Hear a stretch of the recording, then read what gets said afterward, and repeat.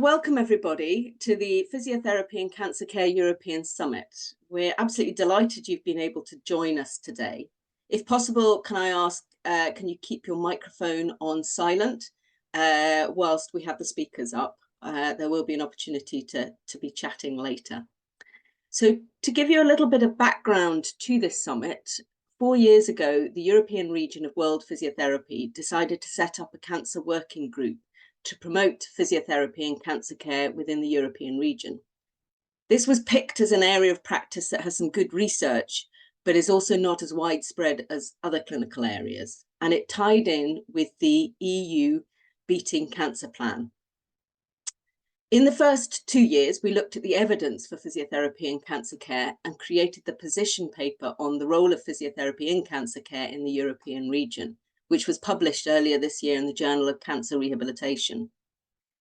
In the second 2 years, we've built on this piece of work by sharing this information, including through conferences, webinars, and creating fact sheets. And I hope you've had the opportunity to view some of these as well as the position paper. So this summit is both about looking at what we've done, but more importantly, where do we go from here? And this is where we really want your input and ideas. So the format of the day is in 2 parts. First, we have some excellent speakers. As you'll see on the agenda, they will each speak, and then we'll have the opportunity to ask questions and have a debate. We will then have a short break. On return, we'll get an overview of the report into cancer physiotherapy activity in the European region, which was informed by a survey of each of the member organisations of the European region before we go into groups for discussions. We have pre-assigned you into groups, ensuring we have a mix of countries to get a breadth of information and ideas in each group. There are 2 parts to the discussion with a comfort break in the middle. And can I ask that during that break, and indeed actually any of the breaks, it's better to switch off your camera and microphone, but don't log out, because it makes returning to the sessions much quicker. Finally, we will come back together for some final conclusions. In terms of recording, you'll see that we are recording this first session with the speakers, and this is so that we can share this a bit more widely. But we will not record our discussion sessions in order that everyone can feel like they can speak freely. We will have members of the Cancer Working Group taking notes, and we will keep all the information you give us to help inform our next steps. We do need your input to make this day a success. And before I introduce our first speaker, if you think of a question during the speakers' talks, please do put it in the chat, and we'll come to it at the end when we have our Q&A and discussion. So you can start thinking about what you might want to ask or any questions from any of the speakers then. So now I am delighted to introduce our first speaker. It is Domenico Fiorenza, who is the policy officer at the European Commission, and he's going to speak on EU policies in cancer and Europe's Beating Cancer Plan. Thanks so much, Alex, for the introduction, and thank you very much for inviting us and for having me. It is, I have to say, the first time, at least since I work for the Commission, that we are being approached by physiotherapists, and I'm quite glad that you are visible in that area, and it's really my pleasure to be here today. So I'm a policy officer in the cancer team in the Cancer and Health and All Policies unit at DG Sante. We're based in Luxembourg. The majority of the Commission is based in Brussels, but indeed there's also a small part based in Luxembourg, including the team working on implementing Europe's Beating Cancer Plan. I'm going to start with a short video. I tested briefly beforehand if it works. I hope it is the case now as well. I'm sharing that because it has been recently published, and it's actually addressed to healthcare professionals. We do have a scientific advisor for the commissioner, and he noticed that among healthcare professionals, and I'm not talking about the association level, but really more about the healthcare professionals working on the ground. He noted that the cancer plan is not so known. And that's why there was the idea to kind of create a video explaining more the plan. Cancer is a disease that affects the individual and the collective parts of our societies, citizens, communities, health systems and economies. Europe's Beating Cancer Plan is a holistic plan that addresses the entire disease pathway, from prevention to early detection, from treatment to quality of life. It puts patients in the center. The cancer plan consists of 10 flagship actions and 32 other actions addressing all 4 pillars of the plan. We want to help eliminate cervical cancer by improving HPV vaccination among girls and boys. The European Cancer Imaging Initiative is preparing the framework for the development of new computer-aided tools using, for example, artificial intelligence. Maybe of particular interest to you, the plan also focuses on the need for continuing health professional training. An EU-funded interspecialty cancer training program is already up and running. New networks of expertise are being developed to address, for instance, complex and poor prognosis cancers, new genomic technologies, and palliative care. This builds on the experience gained with the system of European reference networks for rare cancers. Europe's Beating Cancer Plan also works hand in hand with the Horizon Europe mission on cancer. The mission's overall goal, to be jointly achieved with the Cancer Plan, is to improve the lives of more than 3 million people by 2030 through prevention, cure, and for those affected by cancer, including their families, to live longer and better. The mission brings together research, innovation, and health policy. For example, through generating new evidence, the joint-up approach has been crucial to revise the Council recommendations on cancer screening. The EU's commitment to cancer is underpinned by a wide range of EU funding opportunities that are relevant for you and your patients. The EU for Health programme supports the adoption of best practices in the public health domain across Europe. There are currently dozens of impactful projects supported by the EU for Health programme that cover a wide range of actions. Meanwhile, for the cancer mission, the main EU source of research and innovation funding comes from Horizon Europe, with 2 billion euros made available until 2027. Other sources of EU funding include the Erasmus Plus program and the Digital Europe program. Europe's Beating Cancer Plan is the strategy which brings these investments together, builds synergies between them, and leverages national-level investments in cancer research and innovation.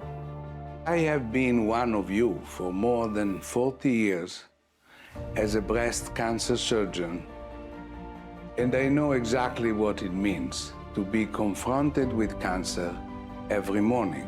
Cancer doesn't go on holiday, ever. We know that. You play a crucial role in the success of Europe's Beating Cancer Plan. I urge you to join us. Help us turn this plan into concrete actions that support your work and that benefit citizens and societies across the EU.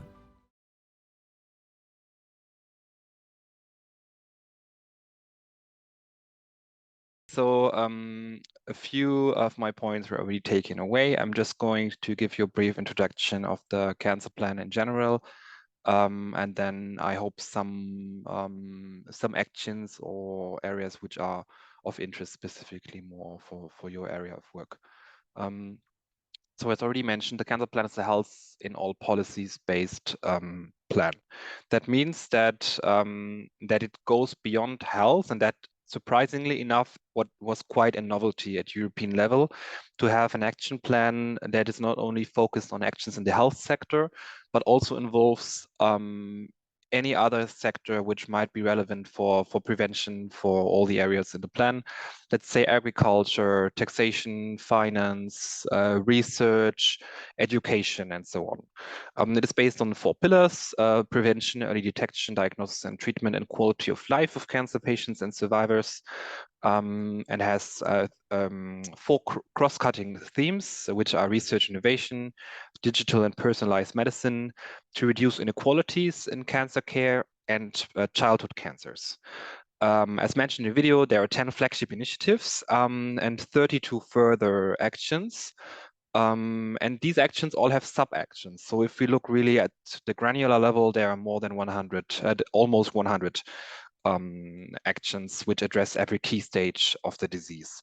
The budget over the course of 7 years is 4 billion euros, so it's quite substantial. As also mentioned in the video already, there is a close collaboration with cancer research through the Horizon Europe mission on cancer, and the cancer mission and the cancer plan have a joint governance mechanism. That means they are both steered through several bodies which involve member states. So the ministries of health and the ministries of research, they are gathered in the expert group on public health, and specifically there's a subgroup on cancer. There's a stakeholder contact group. I will come back to that later because that's open for any other external stakeholder, including healthcare professional associations. And then finally, there's the implementation group, which is more of a commission internal instrument to really bring together all these areas that I mentioned beyond health. So all the services, all the directorate generals beyond health are gathered in that implementation group. We also have regular exchanges with the other European institutions, here namely the European Parliament and the Council, and we have an implementation roadmap which allows you to track really where does the plan stand with its implementation. This roadmap is public and is regularly updated. And the next update will be published, I think, by the end of this month. So I had a look at your position paper, and I tried to see which actions might be of relevance for you. I have to do a bit of name dropping because these are some projects I already warned Aitor that I'm personally not familiar with because I'm not so involved in the prevention pillar of the plan. But nonetheless, I want to indicate the project names to you. And at the end of my presentation, I will provide also a link where you can have some more background on the projects if relevant. So I saw that, of course, that obviously physical activity is a very important part of your work. But in the cancer plan, it's mostly related to prevention.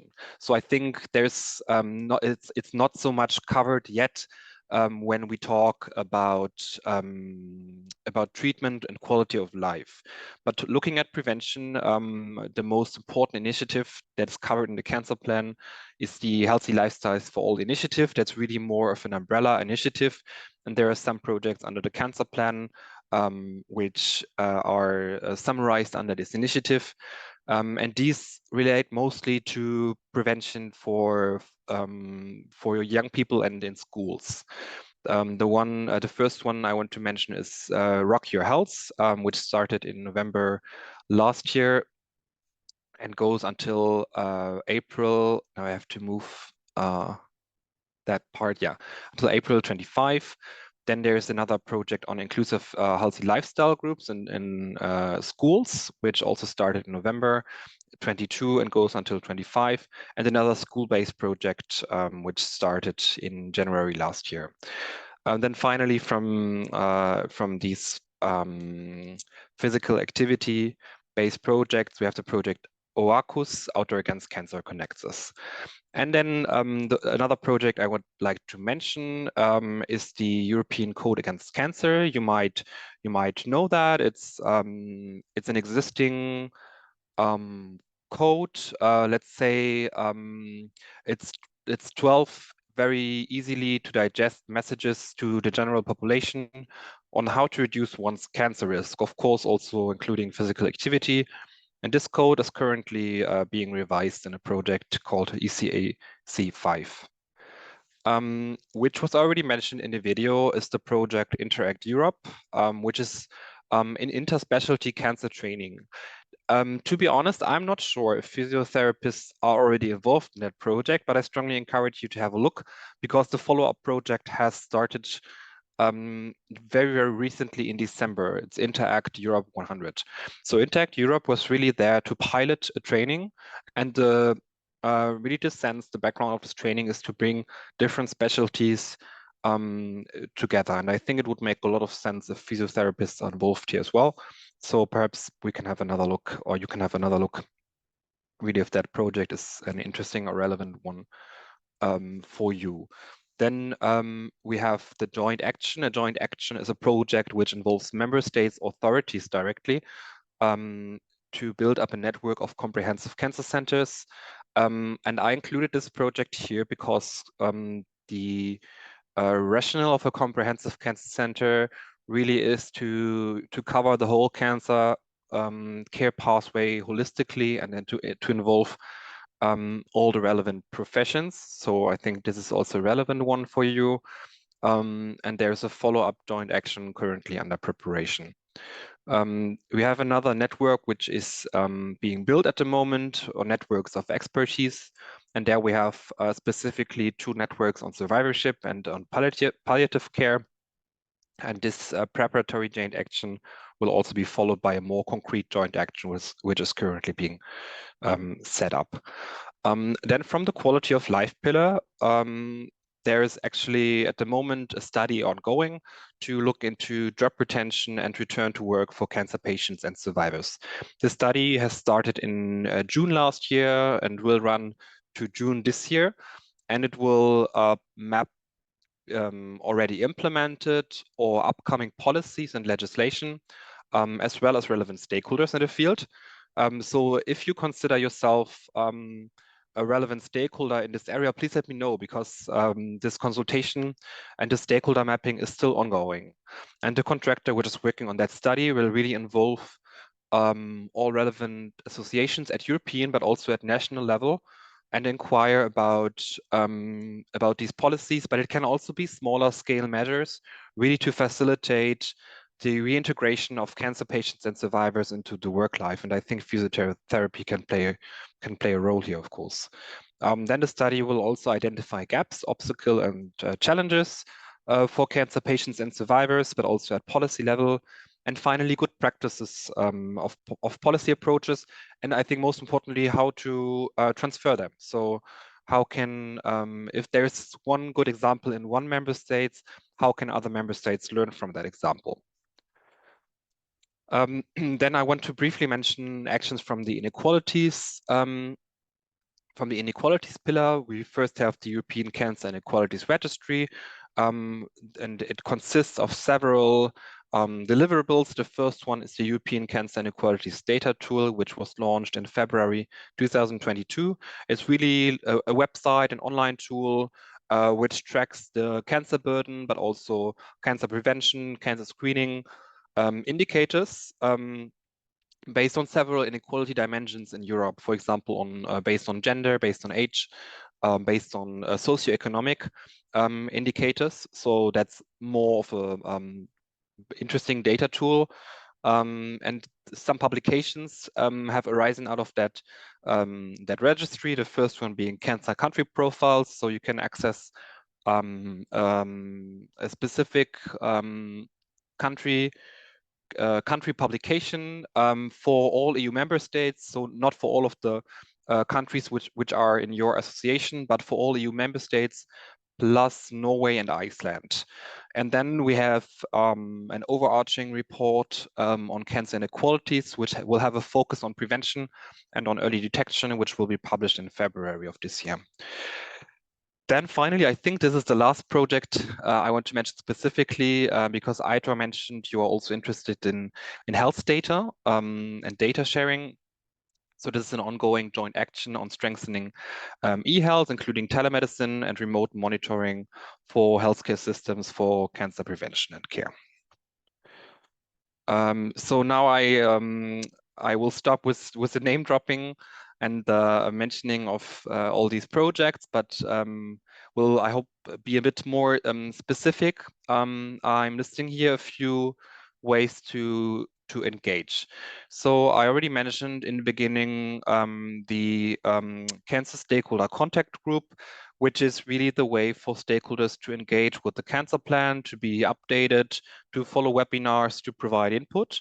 I encourage you to have a look at that platform and to register if you aren't registered yet. It's not for individuals, but it's for associations. So it would be more for the national associations, or of course also for your European network.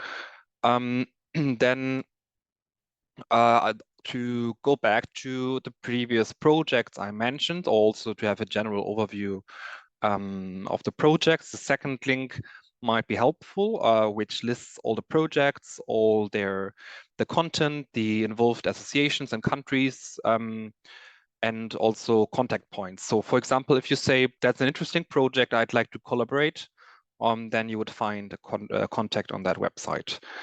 Third, I don't assume at the moment there is anything ongoing, but in general, to have it in mind, have your say. That's a platform to share views on new EU policies and existing laws, and I think it's really not known enough. So if there is a new EU initiative, any citizen really, but of course also associations, also industry, they can submit feedback on upcoming initiatives, and it will be taken into account when drafting this legislation. Then we have the funding and tenders portal, which is more interesting from the financial point of view, or if you're interested to really work in a project. The EU for Health program, so the main funding mechanism of the cancer plan, is organized through annual work programs. The last work program was published in December, so the work program 2024. And throughout the year, to implement this program, calls will be published, calls for proposals and calls for tenders. And this might be also an interesting opportunity to apply for any of these calls and to participate to a project. And finally, a last advertisement from my side. We have an event on 31st of January. We have an annual event for the occasion of World Cancer Day. It's usually like a few days before or a few days after the day, and this year it will be 31st of January. It will be physically in Brussels, but there's also the possibility to stream the event, so to join online, and it will take stock of the previous 3 years of cancer plan implementation. And it will also be kind of a legacy event for our commissioner, because as you know, this year there are European elections, and the composition of the college of the commission will change. So this is also an opportunity to really look at previous successes, and I think also a good opportunity if you want to be more involved with the plan and to learn a bit about the ongoing and previous initiatives. I think that will be a good event. Okay, I think that was the last slide. Yeah, thank you very much for your attention. Thank you very much, Domenico. I think that was really, really interesting, actually, because as much as anything, you don't know what you don't know. So it's been really interesting to hear the sort of work streams going on, and also some areas where we may wish to get involved, either as a European region or as member organisations that are in the EU. So thank you very much for that talk. Okay, so we'll move on to our next speakers. So I'm delighted to be able to introduce Nele Adriaenssens, who is a member of the Cancer Working Group of the European region, and also Caroline Speksnijder, who is a member of IPT-HOPE, who are looking at the evidence-based update on research in physiotherapy and cancer care. I'm going to hand over to you two.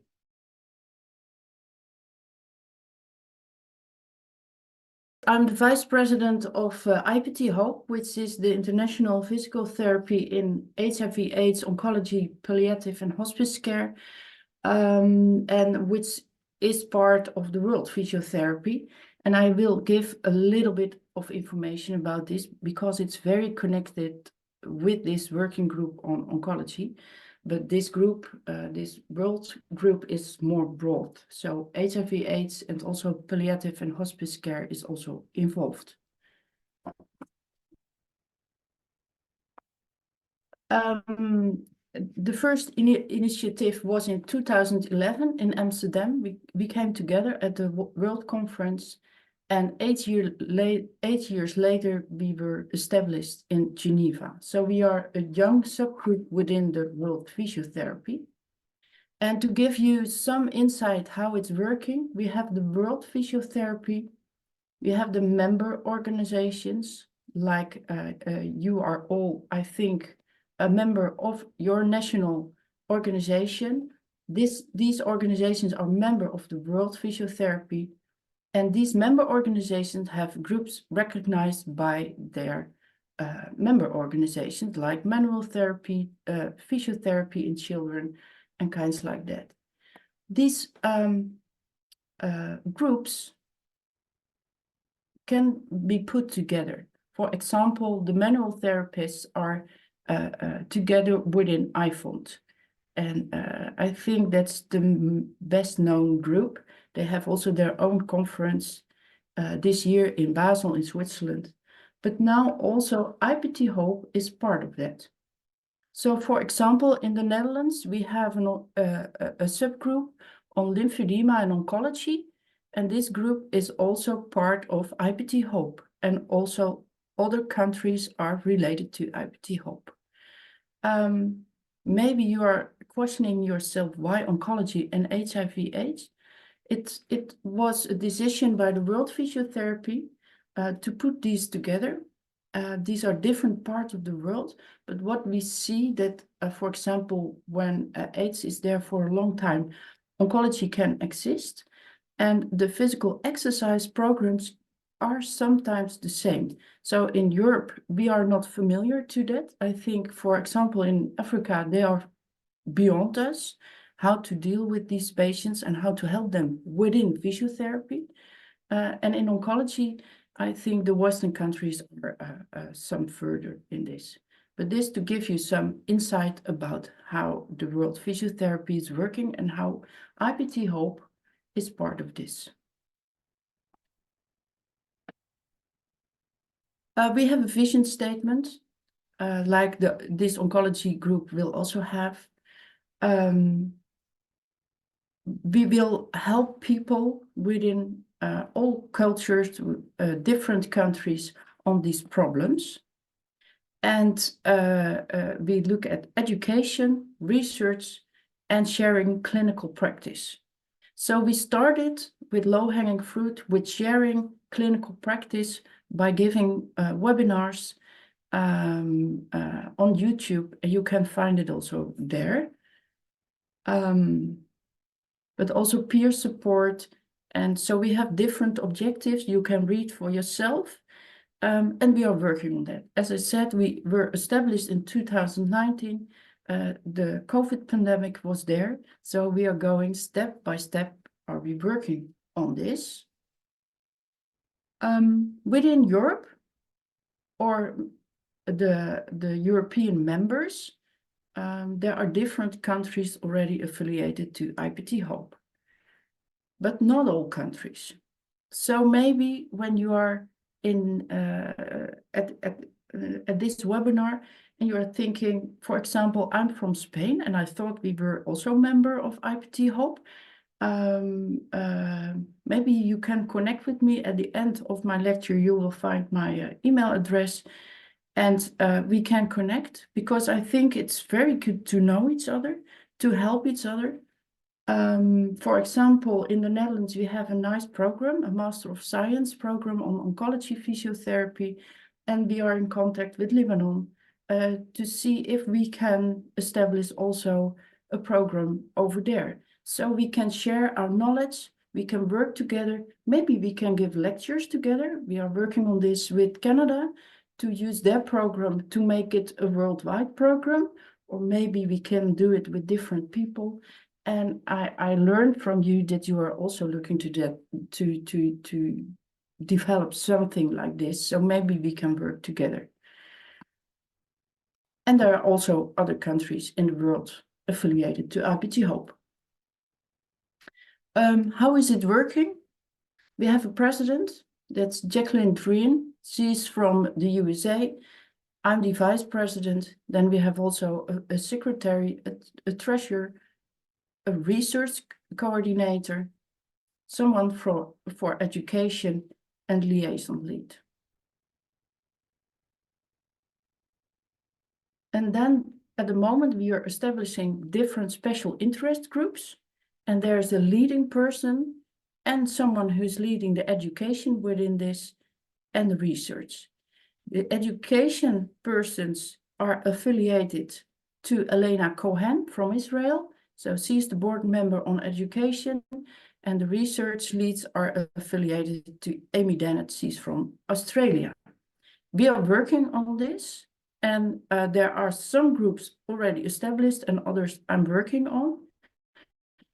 So we have a group on HIV/AIDS, a group on lymphedema. For example, Nele Adriaenssens is a part of that. We have an adult oncology group, a pediatric oncology group, and palliative and hospice care to perform within these groups education and research. So education is often more easy to do, and research, hopefully we can find each other, and maybe within Europe we can do research together with a European grant or a Horizon 2020. These are very heavy research programs, but maybe within 5 or 10 years we know each other and can work together on something like this. To know more, you can go to our website and see on YouTube some lectures of us. And when you want to have more information, please send me an email. I can help you.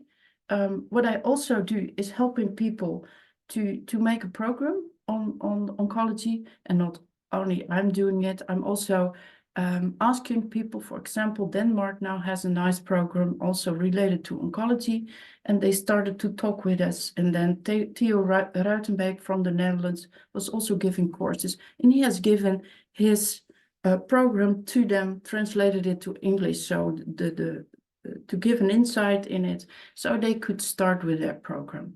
So thank you for your attention, and I will give the floor to Nele.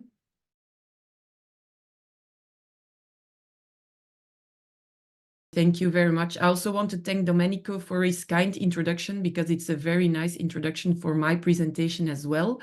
As he was saying and explaining already, the Europe's Beating Cancer Plan, it wants to fight cancer through research, and that's a very important one for me and for this topic of the day. And so I focus especially on research for you. As Domenico also explained, there are 3 main aims from the EU, and I think physiotherapy is involved or can be involved in all of them. And we are also doing research worldwide in all of these domains. And the first one is maybe the most obvious and the most visible in the cancer plan. That's the prevention, as was already explained by Domenico.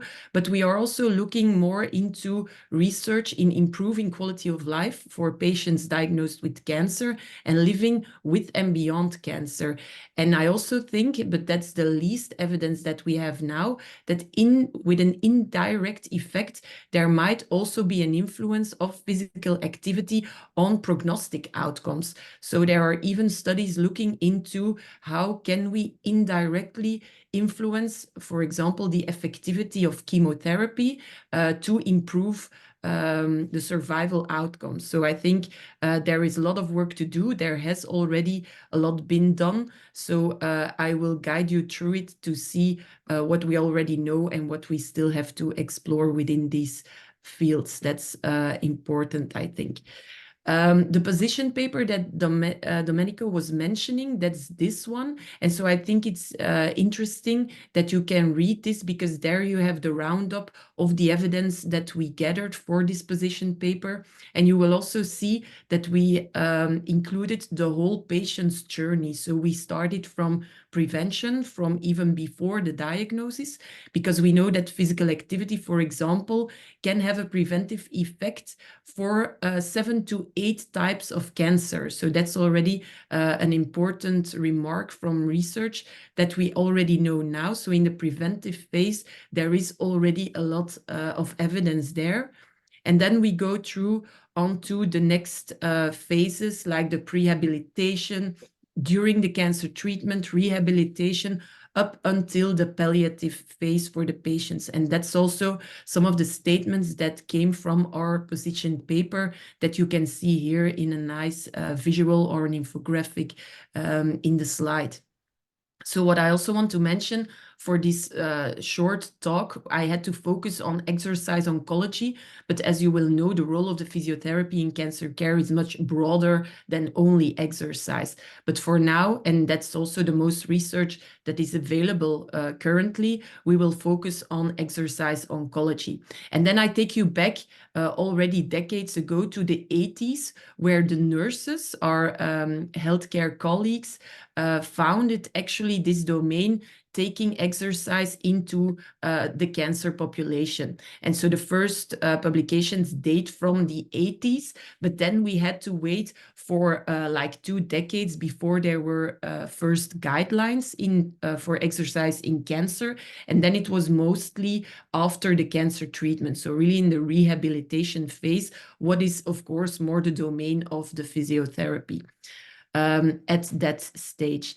And then we had to wait some more years. So another milestone in the research in exercise oncology came from the American College of Sports Medicine. They also developed some guidelines for exercise within the domain of cancer. And then they redid it, or they updated it in 2019. Also in this year, there was an important publication or an important meeting. And so you have the proceedings from this meeting in a publication of Schmitz et al., which is related to exercise as medicine. Exercise is medicine in oncology. So I think if you want to know what was going on previously in the domain of exercise oncology in research, then I can give you these milestones in research, and they also focus on prevention up until the palliative phase or survivalship, of course. Now, in 2013, there was a very important publication from Lee Jones, who is still actively involved and has a big research lab with many full-time researchers within this domain of exercise oncology, but he's now in New York. And he wrote this important review on exercise oncology research, the past, the present, and the future. And so even in 2013, there was already a lot known and a lot of research has been done at that time, but there were still some gaps in knowledge. And he also used the PEACE methodology, so physical exercise across the cancer experience stands this abbreviation for.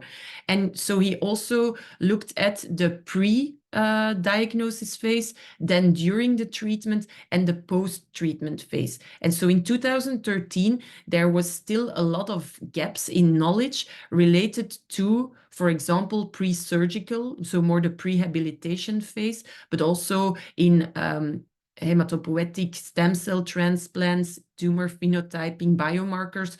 So they were looking into these different outcomes to see if there might be an effect of exercise on these outcomes. And so they were proposing window of opportunity trials to see when do we start with this exercise, etc. They also pointed out that during the treatment, it's also important to have exercise, but that the evidence wasn't quite high enough, of a high enough level of evidence. So they also looked at toxicity, including also socioeconomic, and the efficacy of the therapy. And then also in the rehabilitation phase, so the post-treatment phase, there were also some things that needed to be looked at. And unfortunately, 10 years later, up until today, some of these gaps have been how do you say this? They are no longer gaps, but unfortunately, there are still some gaps standing in our domain. And so still a lot of research needs to be done. And the most recent up-to-date research that I can give to you is the KNGF guideline on oncology. That's also a gathering of all the evidence that was out there until 2 or 3 years ago, so I think it's still quite recent. And they made a very nice document with the justification of the guideline as well. So that means that you can have insight in all the publications, all the research that they have been using. As you can see in the guideline, it is limited to only adults, so no pediatric patients are included. Maybe that might be a limitation. And there is also no focus on prehabilitation. So it's only during the cancer and the treatment or beyond the cancer, so in the curative and in the palliative phase. They also give recommendations cross cancer, so it's not related to specific types of cancer, so no specific guidelines for breast cancer, for example. It's for all kinds or all types of cancer, but it's mostly focused on physical activity interventions, so that's very important. They also look at diagnosis and more therapeutical interventions.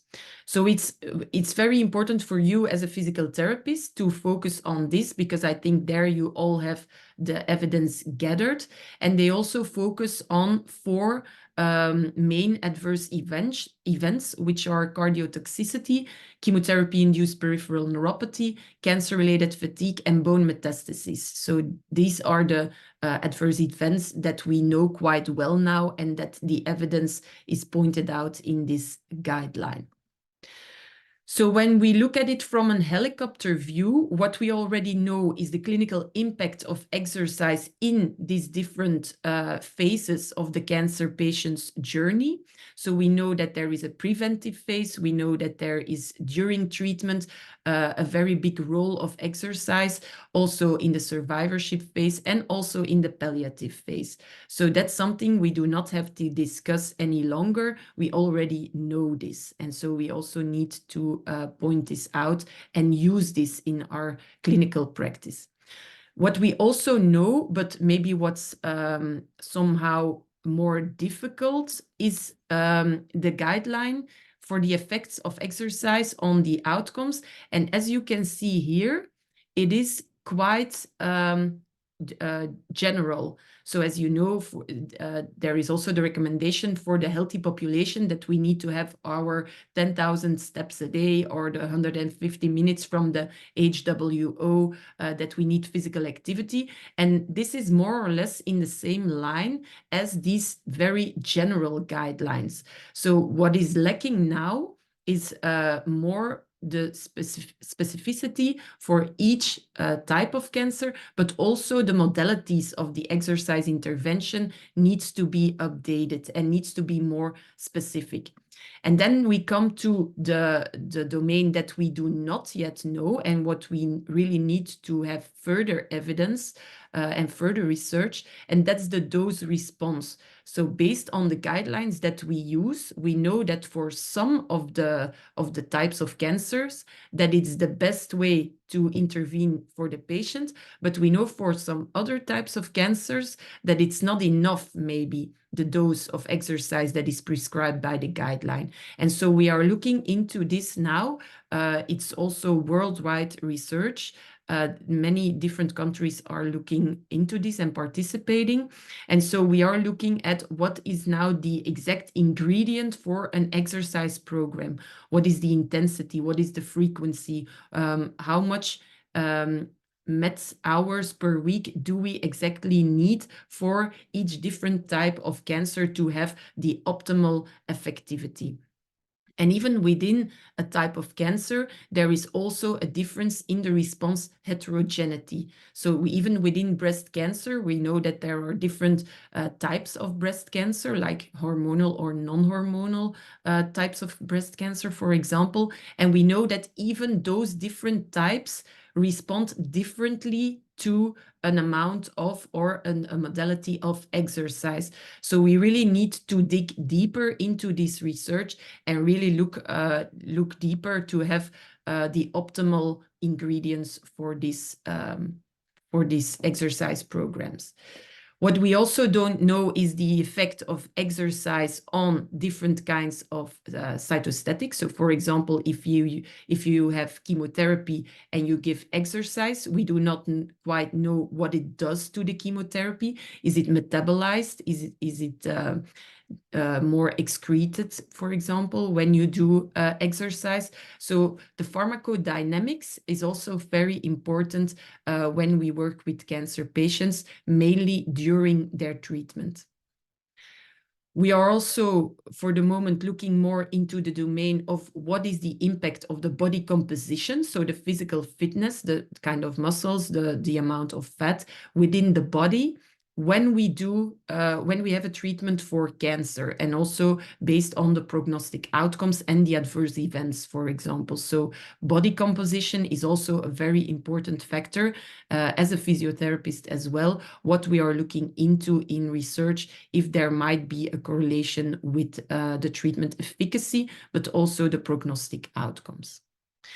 I also put a slide for caveats in research. I think there is a problem, or we need to pay attention for the nature and the type of control groups. It's not always easy. It's not like in pharmacologic research where you can have blinded control groups. When they have exercise, they know that they have exercise.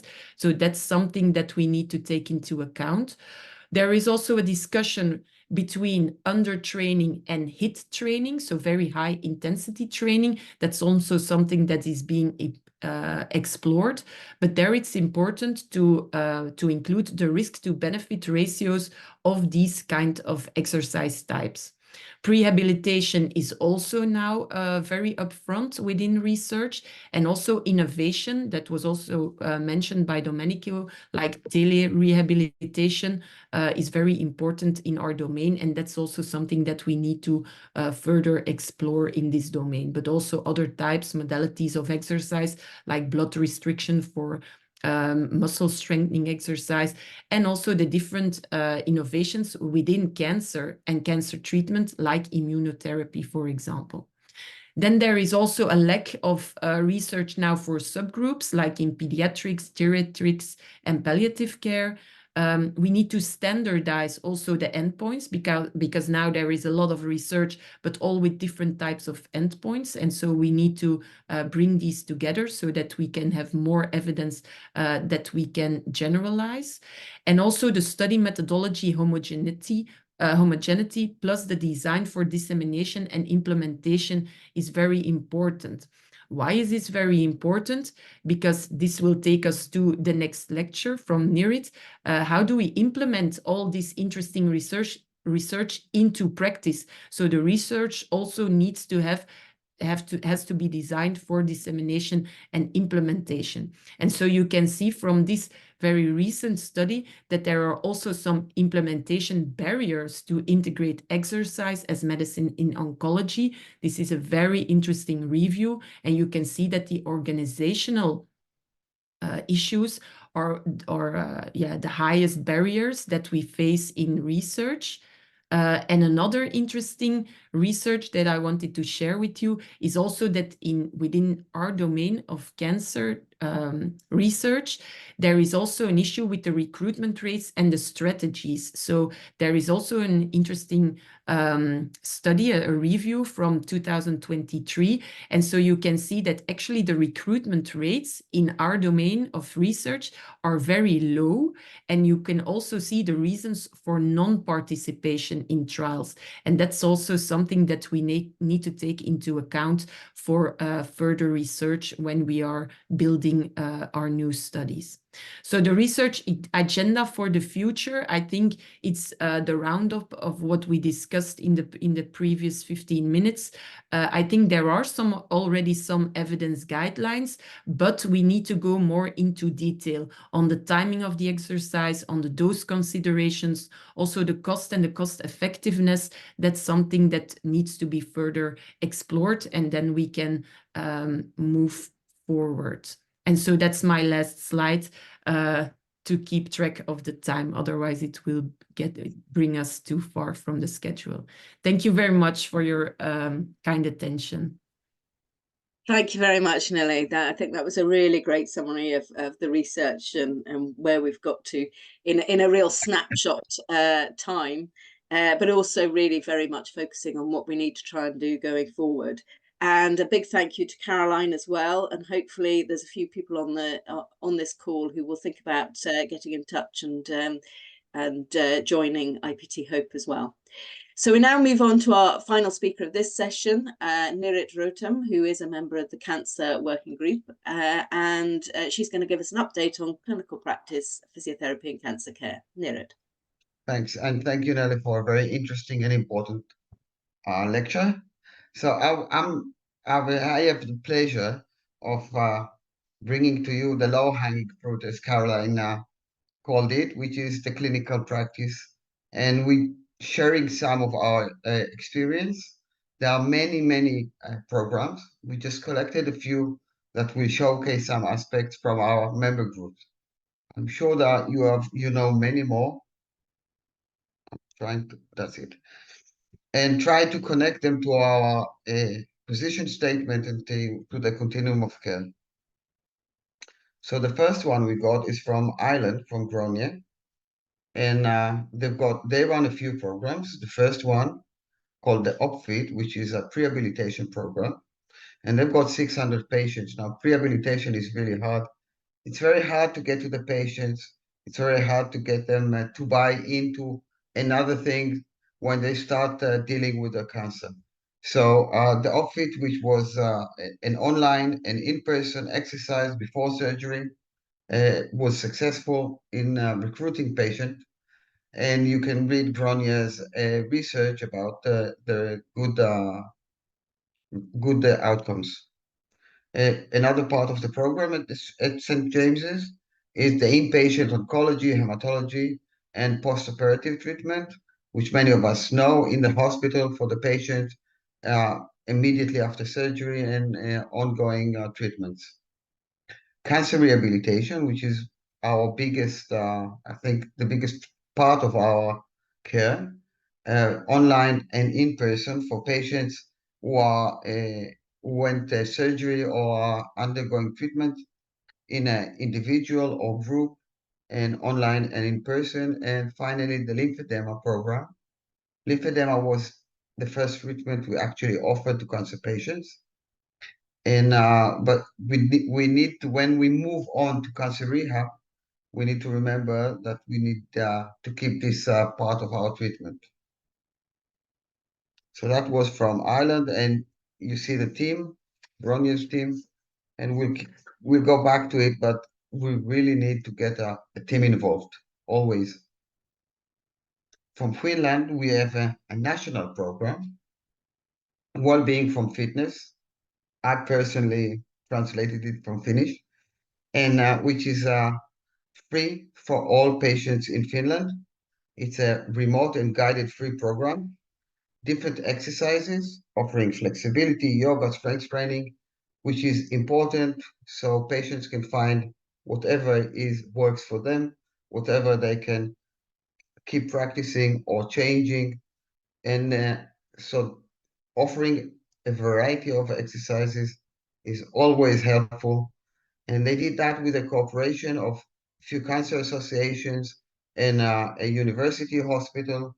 And again, a good implementation strategy is to cooperate with patients' organizations, with healthcare providers, and with academia.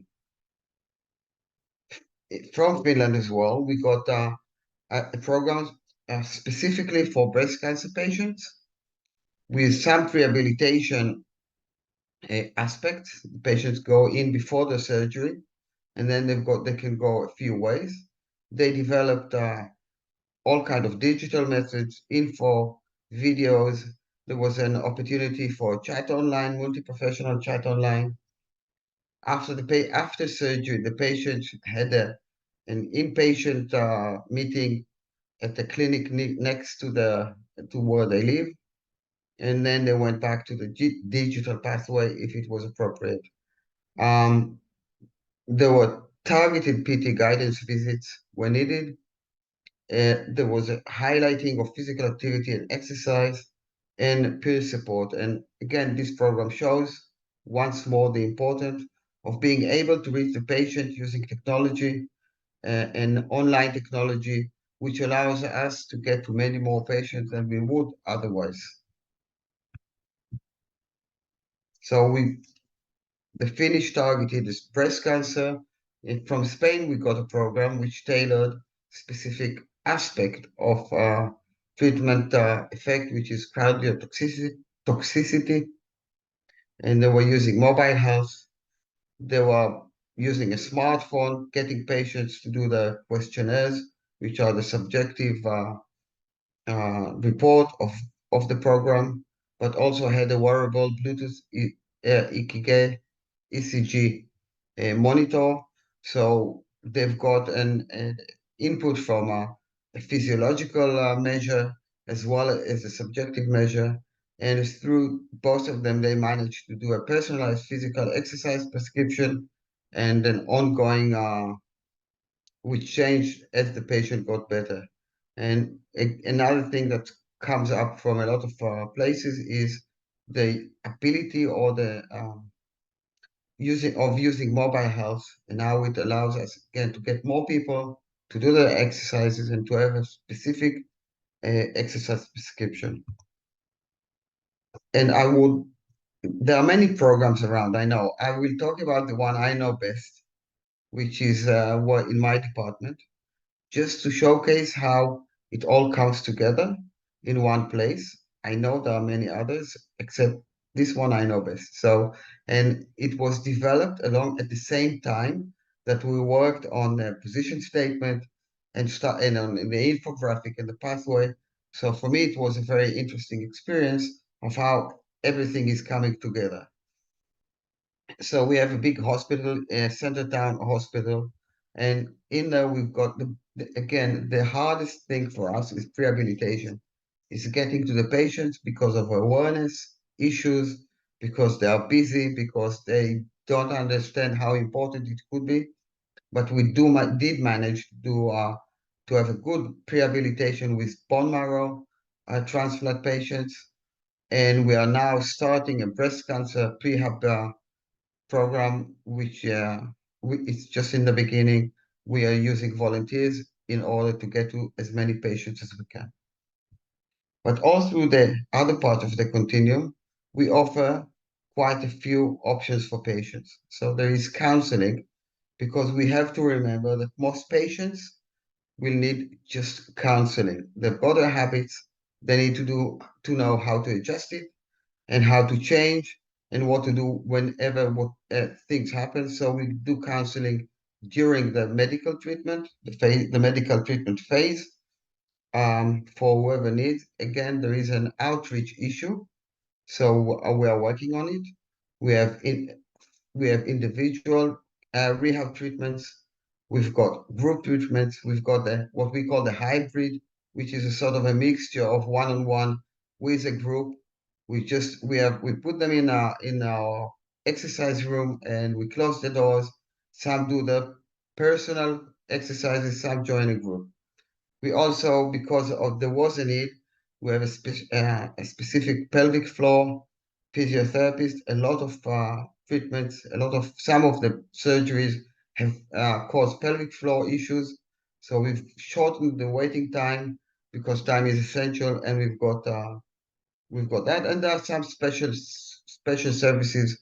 Patients with neck and cancer might need some other treatments.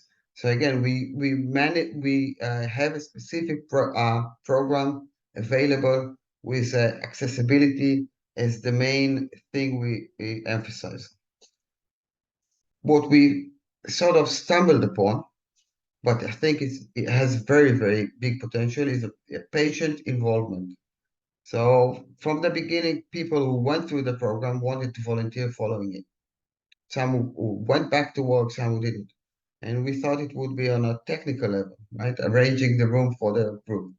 But it turned out that it was a big part of the success of our program, that it turned out to be a support group as well. And all those people in the group, those women, are all volunteers as well as participants. So our local experience is that you should try and involve patients and survivors as volunteers. It helps a lot. And those patients and some of the volunteers asked us to do a group, a pool group. So they organized everything. We just gave the pool and the expertise of the physio in the pool. And for them, it's another option, which allows them to do more exercise during the week. So we need to be attentive to what the patients want and encourage them to offer their ideas or whatever they would like to do. And soon we are joining the MOP with the online services. We are lucky to have a company in Israel who does an exercise online exercise service. So we are going to get into it. Those cancer patients, have way too many visits in hospitals and health facilities during their time. So we try as best as we can, and you saw some of the programs to get the exercise, the program into their home and into their own whenever they can, into their own time. And you saw in all the programs I talked about, there was an option for an online participation. And it always takes a team, right? So those are some of the physios who are part of the group and the volunteers. And the volunteers come up with whatever is needed. So some help with administrative issues, some help with the groups, some are actually leading the groups after a while. And there is always a physio with his expertise, opinion and knowledge to help and to guide the group, even when it's led by a patient. So that was just a showcasing our program. I know there are many others, and I think it will, like Caroline suggested, it is very important, especially in the beginning, to share our clinical practice, so we get ideas, know how, what the limits are, what the issues are. So if we're talking on our role, the role of physiotherapy in cancer care, things I think we need to keep in mind and to highlight. First of all, everyone talks about personalized care. We actually do it on a day-to-day basis with cancer patients. Even with the biggest programs, with group programs, we manage, and we've got tools to do a personalized program. And it seems like we are using it. So we need to highlight it whenever we talk about our role. There are opportunities for local and national programs, as you've seen. And national programs we can reach a lot of people, a lot of patients who have accessibility issues. We need to think what's needed and to talk to patients and to caregivers about where we can come in and give a service they actually think they need, what's possible. Again, the issue of rehabilitation comes up, but what we can do within each other system, we've got very different health systems. So what works for one might not work for the other. So just look around, see what's possible in each of these stages in the infographic where we can come in. Where's the opportunity? Probably the strongest. I did the intake of the first few patients in our program, and what is memorable for me is how grateful those patients were that they have a place who cares about the quality of life and about the fitness and what they can do once they've done with the medical treatment. So there is a lot of opportunity. We need to find where we can come in, and collaborations help a lot with patient groups, with the healthcare system, with stakeholders, academics, whatever. And we need to remember why we do that, why it's important. It's important because we have a big effect on survivorship, on recurrence, and on quality of life. So thank you for listening, and let's go.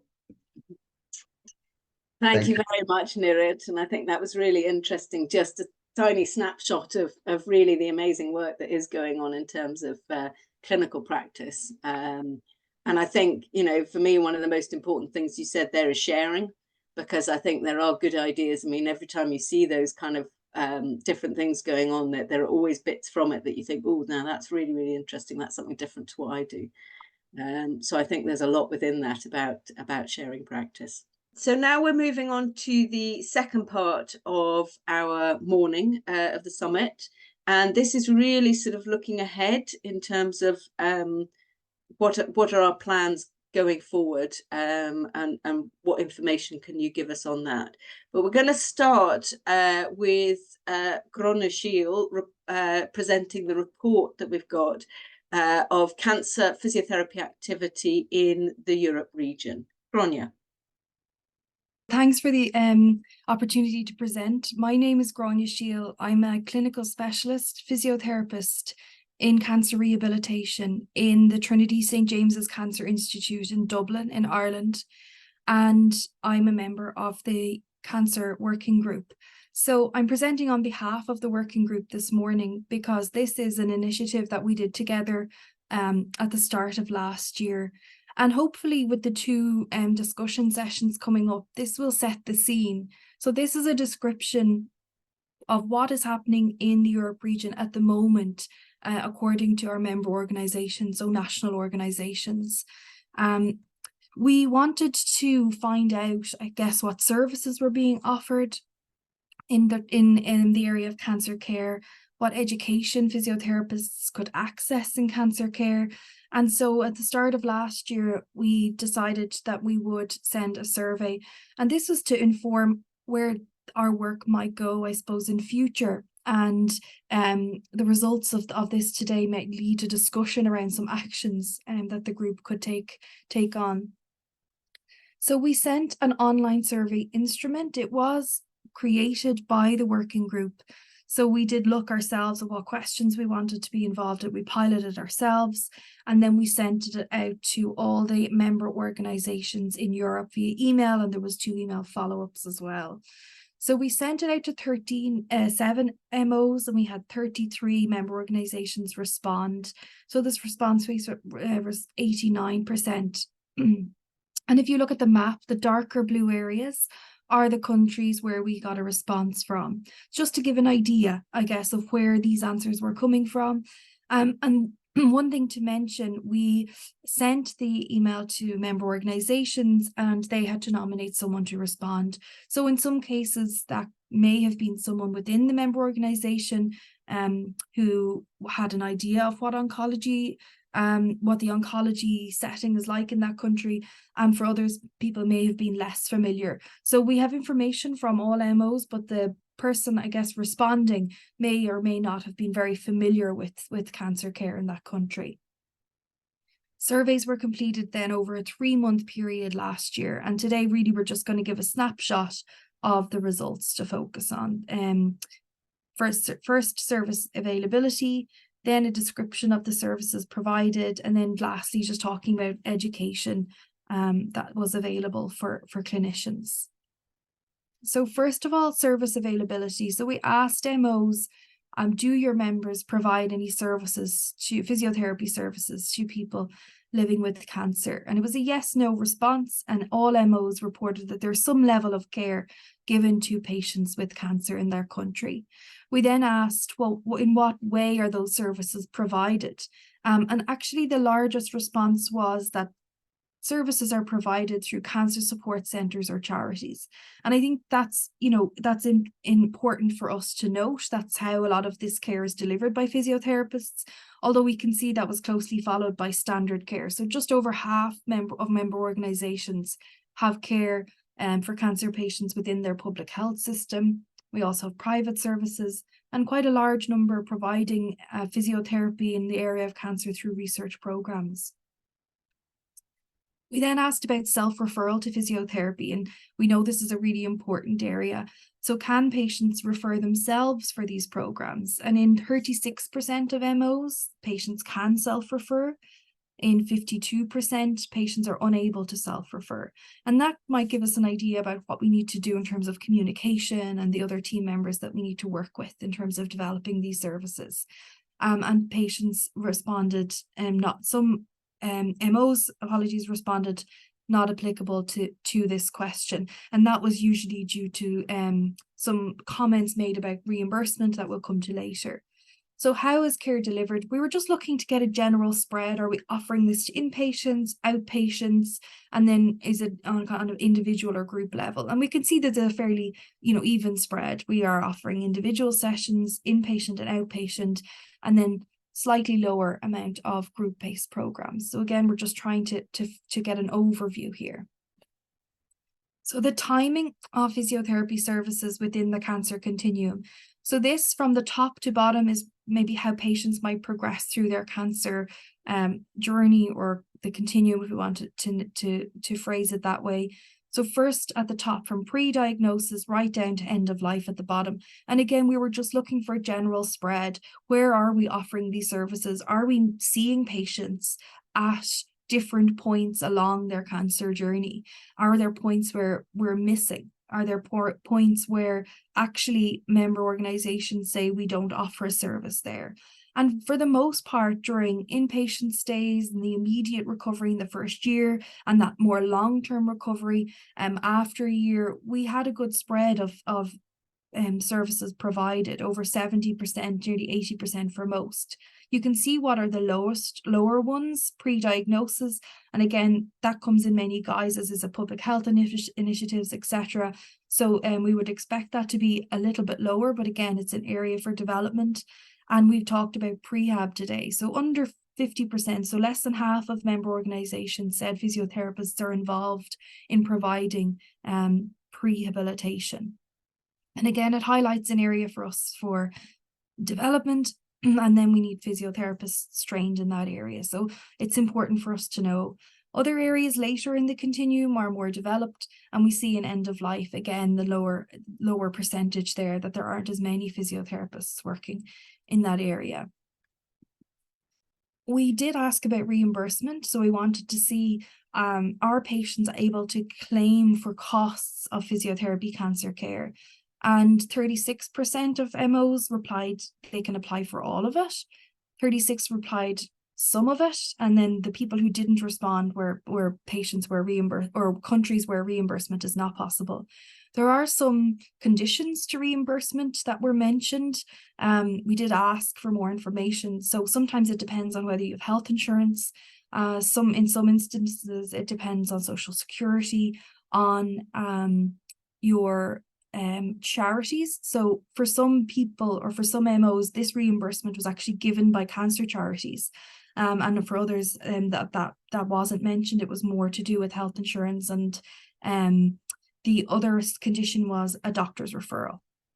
So in some instances, unless you had a doctor's referral for physiotherapy, you couldn't claim back the costs of your cancer care. And again, interesting for us to know in terms of developing services.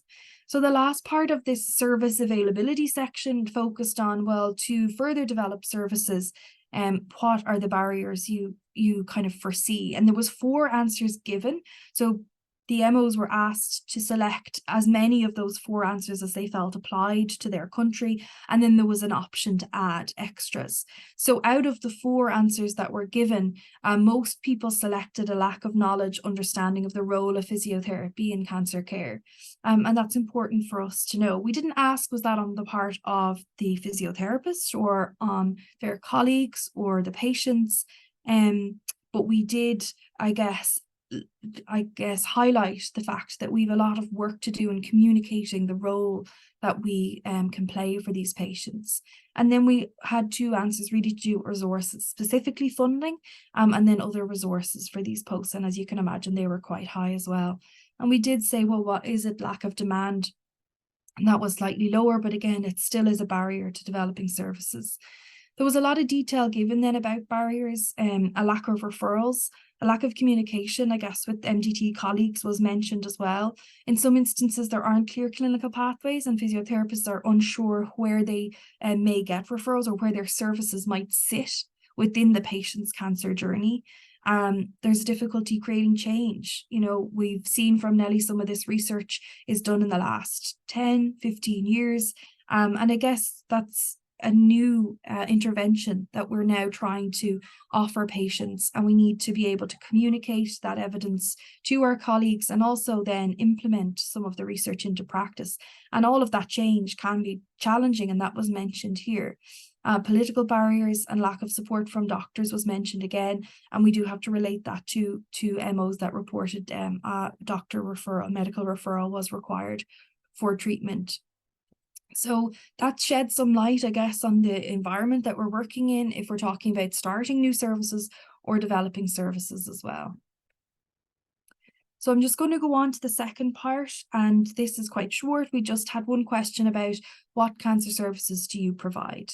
And EMOs responded, most of the MOs are providing lymphedema, pelvic floor physiotherapy, and that individualized exercise rehabilitation. So we can see those highlighted here. And for others, it really varies. And other down the bottom, in some countries, certain hospitals offer it, certain hospitals don't. We understand that's a limitation of trying to kind of identify a yes or no. And for some tumor groups, some services are available, and for others they're not. So for example, in the institute that I work in, we have a really well-established prehabilitation service for surgical oncology patients. But for hematology patients, they can't access that prehab service. So for this question, yes, we offer prehab, but that really is a service dedicated to solid tumors, medical oncology patients, and our hematology patients, then we're just starting that now. So that gives an example of where there's kind of differences. And people did note that the physical therapy services was part of an MDT rehab program. Just the fourth up from the bottom, that's mainly inpatient services. That if we look at outpatient MDT programs, the respondents noted that they really are sparse. That was a word used. So we have to, I guess, look at this and look at our services offered and how we can develop services that maybe patients can't access. And the final part then is about education. We know this is a new area. We have to make sure, as being mentioned earlier, that physiotherapists are able to take on the development of a lot of these services, and that they're integrated really into kind of across the board, as we mentioned, in the public sector and private sector. And that's going to be difficult. We had 45%, so less than half of MOs reported oncology is included in undergraduate training. A further 15% do include it, but not until the postgraduate stage. And then we 40% where there really isn't oncology training included as standard. People can access occasional lectures and do courses of their own volition, but there isn't a program included in undergraduate or postgraduate training. And then we asked, do you think physiotherapists have the required skills to treat patients across the cancer continuum? And the average result was, with 10 being that physiotherapists have, strongly agree that physiotherapists have the required skills. The average score was 6.3 out of 10.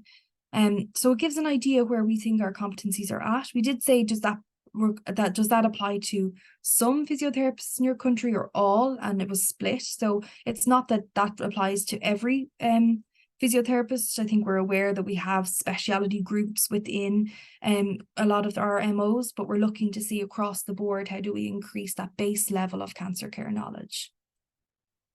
We looked at CPD, so what's available and what's needed. So in blue are the CPD options that MOs feel are available to their members. And in orange, it's the CPD options that they feel their members need. So where we see occasional lectures and workshops and conferences are available in a high number of MOs, actually what's needed was felt that more structured postgraduate. That came up a few times. We need modules within other master's programs, and we need specific master's programs within cancer care. And within that then, or possibly separately, is those supervised clinical placements. So it was more of a structured offering, I think, was felt was needed. And the last part then is about what supports then are offered for people maybe working in the area of oncology. So we asked about special interest groups. We could see that 62% of MOs report there is a special interest group in the area of oncology. And then we asked about a register. Does your country have a register of oncology physiotherapists? And 27% do, but the recognition, the requirements for recognition varied widely. So from a master's to a structured, maybe short-term course. So that varied widely, but they do have a register. And then there was a specific register in 1MO for lymphedema therapists. So just to give a conclusion on this kind of snapshot, we can see that physiotherapists are providing care to patients throughout the Europe region. And there does appear to be differences within the region. So some MOs are very advanced and have integrated services and training, and others don't. And we see great opportunities with that, I suppose, to share learning as come up already. There was, in terms of service provision, a large amount of reliance on cancer charities and research to provide this care. And we did, I guess, get the impression from answers around barriers to developing services that we need to do more to develop the role or the understanding of the role of physiotherapy in cancer care. And again, that could be amongst multiple stakeholders. And we know from our question about opportunities for professional development that we could do more and that there is some things available, but now maybe we could look at more structure and putting more of those required postgraduate programs in place, or like Caroline has said, highlighting programs that exist, such as her master's program or the master's program that we offer in Trinity College in Dublin, and really highlighting them as ways to increase physiotherapists' knowledge in this area. So happy to take any questions, and of course I will share the slides with the office for distribution to everybody if they want to look back on this. Thank you.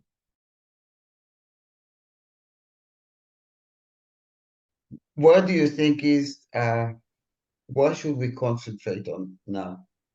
Both research and what the research is pointing us to focus on clinically? I think that the prehabilitation part is very important, because then we can do prevention. And so in some countries, I know that it's already there in clinical practice, like in the Netherlands. Maybe we can ask Caroline later, but for example, in Belgium, it's not reimbursed when you do any physical activity interventions with your patient before they get the cancer treatment. And on the other hand, I think what is mainly lacking now from research that we really need to implement in clinical practice is which are the right ingredients for an optimal exercise program. So what are the best modalities, the frequencies, the intensities? Because now the guidelines are very genuine. They are in general for the whole healthy population as well.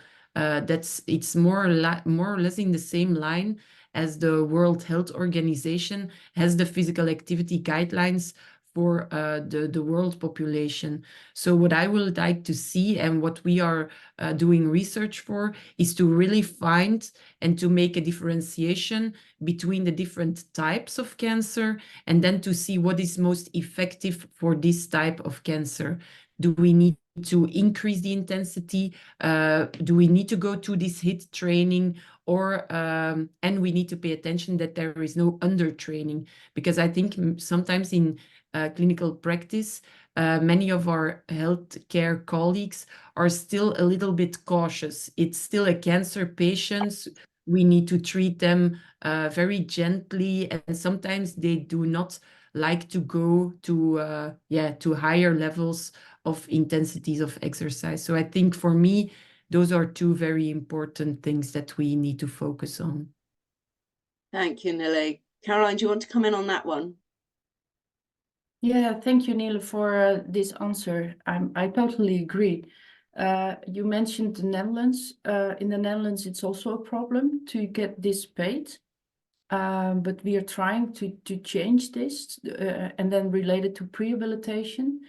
And thereby, every country is different, but I think it's of great importance that our physios are well educated, and then mostly the physios in the private practices at home, in the villages, in the towns. So persons don't have to go to a hospital far away, but can do their exercises next door, also in prehab but also post.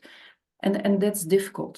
How to educate them and to have the patient in the best training program to put this together is important. So yeah, we need very high level research, but also the implementation, because we had a program at the World Physiotherapy in Dubai, and we discussed that it's a problem when we recruit patients in research. There is a small percentage who are participating in research.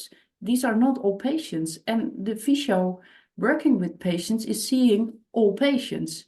So it's difficult to implement, and to have also implementation research in this, I think, is of importance.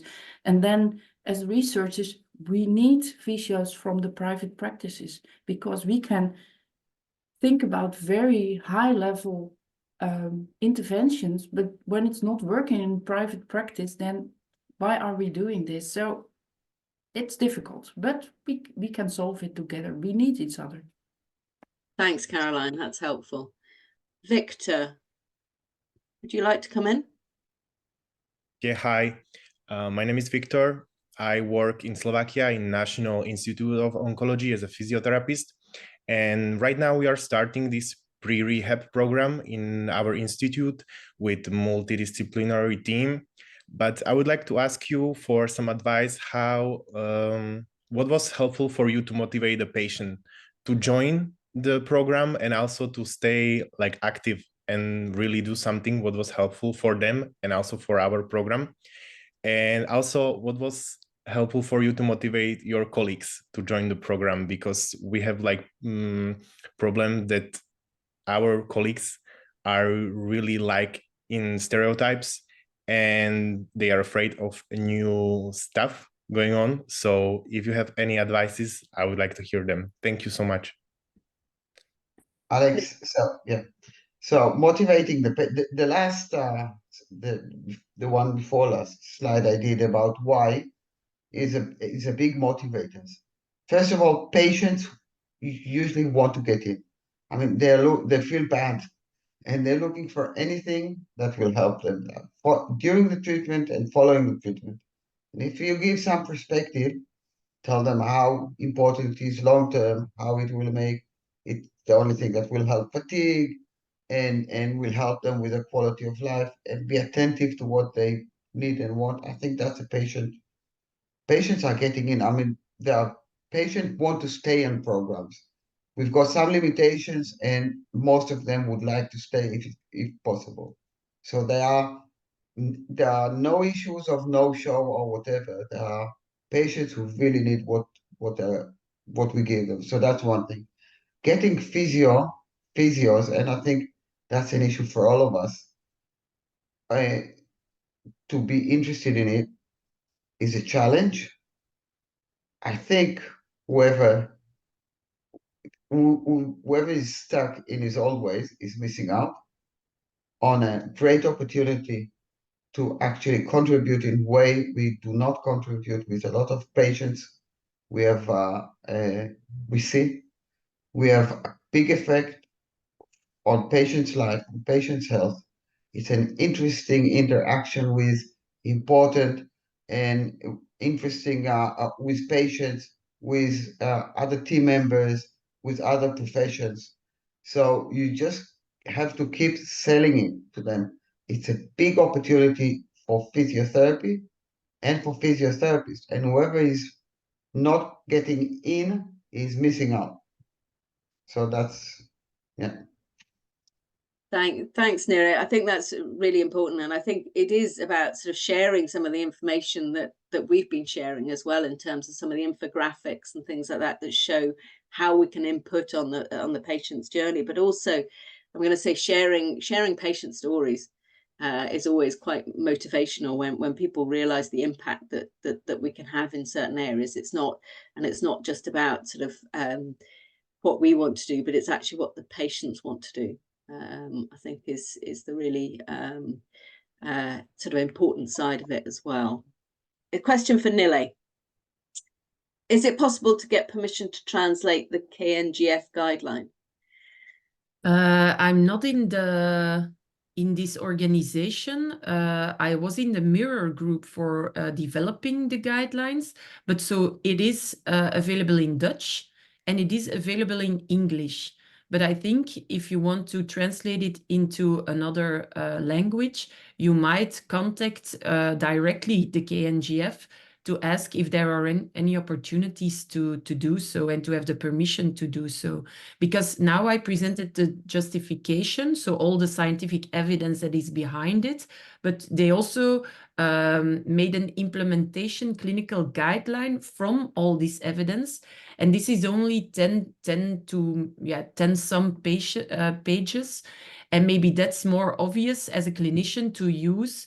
And therefore, there might be a chance to develop it.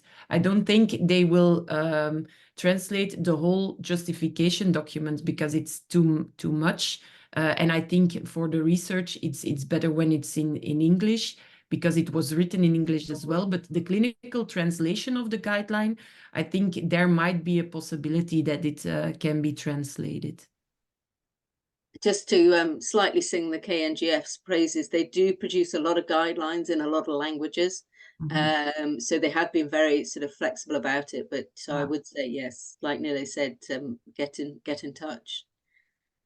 There's another question actually popped up for Nele, where you put up your thing about motivational interviewing and other behavioral techniques may be important. And the questions come in, what examples would you give of behavior change techniques in this population? Yeah, it's all different kind of strategies, and we do it together with the psychologists from the medical oncology department where I work in the hospital, and they have like cognitive behavioral change techniques. But we, as a physical therapist, we use the motivational interviewing techniques where you try to go through all these different stages from pre-intender to really come from wanting or to be able to do something to really change these things in your life. So it's really, but it's a course from, I think, 8 days that you have to follow to get to know this technique and other techniques. But it might be very helpful. And in some groups of cancer, like for example, I don't want to make stigmas or anything, but we see a lot of lung cancer patients, for example, that really have a lifestyle with a lot of tobacco, smoking, drinking. And so there is, I think for those populations, it's very important that they have behavioral change techniques as well. And it's not about convincing them. There should be an intrinsic motivation to participate in the program, because otherwise I think the outcome will not be very satisfying, not for you as a therapist, but also not for the patient. So if you see that there are a lot of barriers for the patient, try to to identify these barriers, to solve these barriers together with the patient, and then you can start from there to motivate them. Thank you, Nele. Here we go. What do you believe for cancer-related fatigue and HIT programs? So I presume that's, yes, is there evidence about cancer-related fatigue and HIT? Anybody? Oh, sorry. I thought it was a question for me because I mentioned something briefly. And that's why I mentioned it in the caveats. It's really something that we need to pay attention for. It's not for every patient, high intensity training. It's not even for all healthy people, so let alone for all cancer patients. And so I think that you really need to pay attention, but there are selection criteria that you can use to select the population that might benefit from HIT training. And so we know for cancer-related fatigue, there is a lot of evidence. I think it's the #1 adverse event of cancer and its treatment. And so we know already a lot about it. And this will be the first adverse events where they are testing these kinds of HIIT training. And the HIIT training, the article, the publication that I presented in my slides, it's from the American College of Sports Medicine. And in this article, but I assume that we share this recording or even maybe the slides.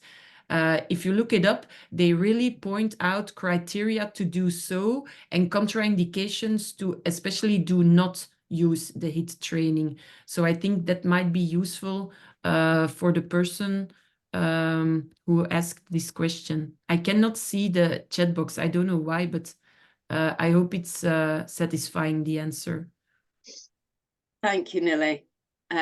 So we're pretty much out of time. So I'm going to say thank you very much. Domenico, unfortunately, has had to leave, but we've thanked him for his talk. But thank you very much to all the speakers in this part of the programme.